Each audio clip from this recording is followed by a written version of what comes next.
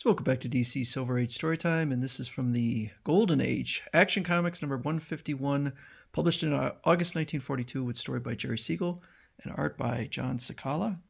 And this is a classic Golden Age cover. Can Superman be fooled? In this issue, we present the strange story of the prankster and the foolproof plot. Can Superman be fooled? All right, we'll find out. Meeting villains is part of Superman's daily routine, but never has he encountered an opponent as unusual as that cherubic, clowning comedy king of crime, the prankster. Join the Man of Steel in combating this mastermind of malignant mirth in a tale as baffling as your first jigsaw puzzle. The case of the Crimeless crimes. Accompanying Lois Lane to a bowling alley, Clark Kent sights armed thugs robbing the alley's manager. Oops, it slipped. That ought to stop them. So it's hard to tell here, but he's releasing his bowling ball and hitting the criminals, but they just knock him out a window. And he changes to Superman and takes off in pursuit. Holy hat, don't look now, but we're being followed. Superman. So what? The prankster thinks of everything. He even tipped us off about what to do if the Man of Steel tangled with us. So he stops the car, but the criminals are gone, and he just leaves. Meanwhile, in the rear of the abandoned car, the floorboard rises. The missing thugs reappear in rapid succession. Oh, leave it to the prankster to think up such a trickery means of escape. Tricky, yes, and it works. And Superman's off his game there. So he changes back to Clark, and Lois Lane finds him. Bah, you make me sick letting those thugs push you around. Now, if they had tried that on Superman, but I'm not Superman. Meanwhile, the crooks return to their headquarters, and one of the criminals says, "We clashed with Superman, narrowly escaped." Ouch. You did, my. I must remember to make a note of that. Here's the loot. Isn't it about time we split some of the dough from our jobs? All my socks have got holes in them. Oh, dear me, no. Don't you recall every cent we garner is to go into the nest egg until we have funds that are ample enough for the big job. By Jove, your memory is slipping. What? There's already $200,851.25 in the blasted nest eggs are yours. I want my split. So the trickster agrees. Actually, he doesn't agree. He says, well, why don't we just have pistols? Only one of these two guns containing a bullet. Take your choice. We'll fire at each other. One lives, the other dies. Simple. What? So the guy agrees. But when he tries to grab the gun, the box clamps down in his hand, and the trickster just shoots him. He's dead. That's what he gets for crossing the boss. 200,000 plus. Perhaps the nest egg is big enough at that. Gentlemen, tomorrow morning we pull the big job. So he murdered the guy, and for no reason, actually, just because he questioned him. So they walk into the central bank dressed as a band. What is this, a holdup? What ho? Column right, lads. Drag out the bank president by his ears, if need be. So they bring out the president, and he gives the guy a handkerchief because he says he's sweating, but it's covered in black ink. A chemical compound inside the material. Funny, eh? Ha ha ha! You blackguard! Stop this farce. Rob us and get this horseplay over with. 'Pon my soul! Did you hear all right? Rob, he said. Bless me, sir. We haven't come here to rob you. Dear me, no. So he says that he's giving them a bag, a black bag, with a gift in it. Here's a gift. I don't know why all these people are singing. I don't think they're part of his gang. Here's a special gift for you. Here's a special gift for you. It's probably something from the 40s that I don't know. This really can't be happening. It must be a nightmare. Please accept it with our compliments. Here's a special gift for you. Am I to understand that instead of robbing the bank, you're leaving the contents of that black bag for me? Of certainly. But first, please escort us to our chariot. Shoot him down like a dog. No, don't kill me. I have a wife. 9 children. But instead they shoot him with water and corks and non-damaging guns. Ugh, sputter. And this madman stole nothing but left a small black bag on a counter for me. Small black bag, eh? Sounds like a bomb to me. So they think it's a bomb, and they do hear it ticking. Meanwhile, at the Daily Planet, Lois and Clark is sent down to investigate. And there is Officer Casey, who was a reoccurring character back in the 40s. Keep back. No telling when that bomb may go off. How do you know if there's a bomb in the bag if you didn't look inside? Who would have the cold nerve to look into a bag suspected of holding a bomb? I would. So she ridiculously walks off to open the bag, and Clark uses his x-ray vision to look inside and says, why interfere? So she opens the bag up. Open it, open it. Shh. Quiet, boss, or they're liable to hear you. All of a sudden, there is an explosion. I can't look. Poor Lois. Look, money. The bag is jammed with it. A clock in the bag made those ticking sounds. Let me see that money. So he counts it up to $15,000.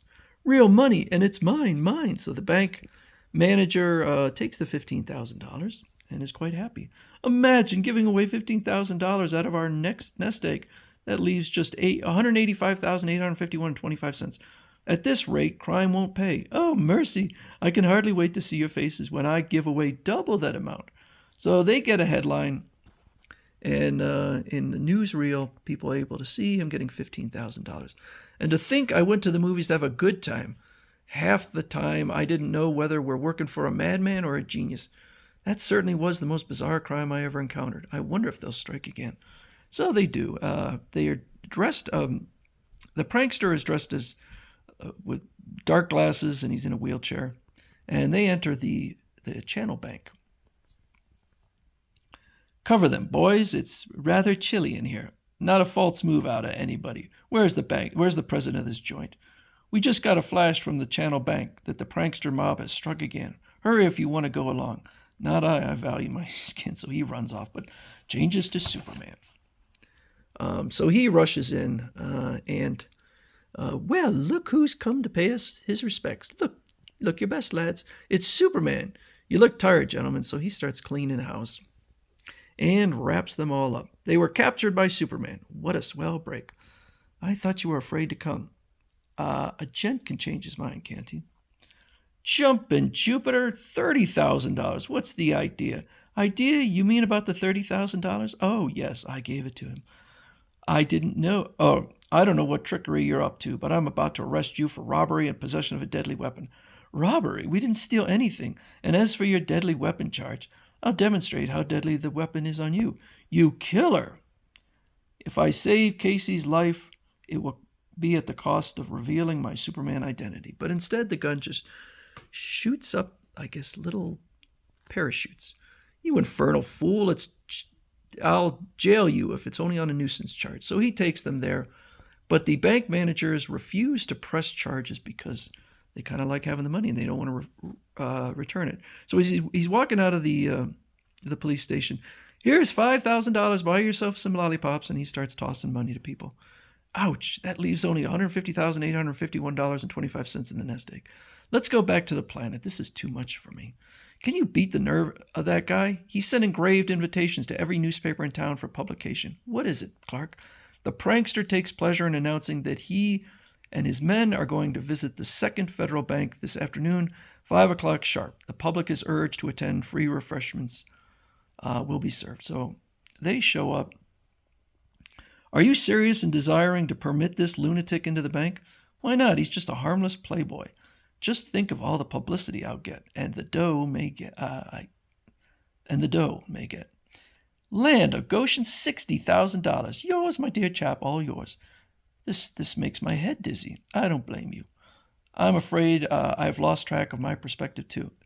Oh, look at them scramble! And what is money after all but mere scraps of paper? Wish I could use a couple scraps myself. But boss, we've only got $70,851.25 left in the nest egg. You've given away $130,000 of our hard-earned money. Let's call it quits. Heavens no, look at all the publicity we've been getting. And the letters, we've dozens of letters from businessmen begging to be robbed so they can share in the publicity. I've even got an officer to star in the movies. Or offer.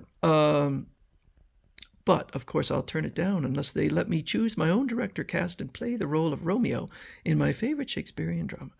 So he puts on a show where he plays his clarinet, but I guess he's pretty awful at it. Here is $10,000, and with it goes an invitation to witness my visit to the Metropolis National Bank tomorrow. Let's get out of here. This is dull. Do I have to go? The juvenile antics of this rich moron are too much for my stomach. My sensitive stomach. Nevertheless, he's news. Hoyt's right, Clark. Story's a story. Let's get going. So they go there, and the bank manager allows him into the vault. He gives the guy $60,000, pretty much all the money he has left, and he says, I have more money in this other bag if you let me in the vault. So he lets him in, but there's only a quarter in there. Disappointed, eh? You'll be even more startled to learn that this was just a trick to get you to open their vault. Ho ho. Oh, another bank manager says, ho ho ho. Another one of your jokes, eh? Ho ho ho. On the contrary, I'm deadly serious. This time, help yourself, lads. There are millions to be had. So they grab all the money out of the vault, or as much as they can, and a big bag. I gotta hand it to you, prankster. You gave away a paltry $200,000 and picked up millions in return.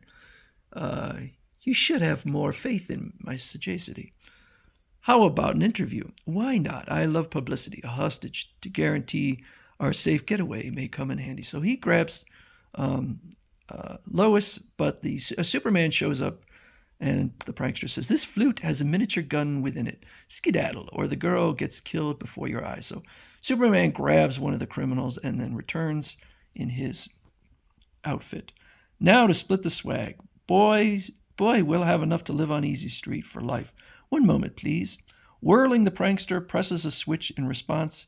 Glass curtain drops, imprisoning his men and captives in a corner of the room. Gas hisses into the small prison. A lethal gas. A few more minutes and you'll all be dead. The millions will be mine. Some prank, eh? He is vicious. But Superman reveals himself that he's in a disguise and then breaks free. He's not finished yet with me.